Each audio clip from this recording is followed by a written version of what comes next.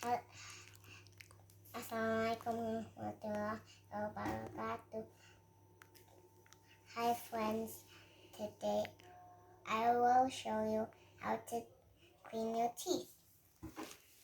First I will show you how to brush your teeth without your toothpaste. What's this? The toothbrush. Oh, you pretend it to be your toothbrush? Yes. See how hard it looks? See how hard it is? So We use our toothpaste. mm. I use some liquid soap to pretend it's actually toothpaste. Look at how it cleans.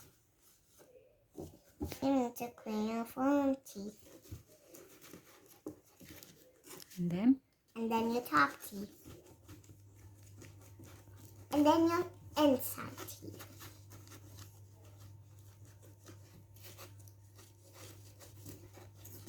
And it's better to clean up with your tongue. See how dirty the toothbrush is? It's important to clean your toothbrush after you're done cleaning your teeth and tongue. Don't forget to change your toothbrush every 3 months. Thank you. Assalamualaikum.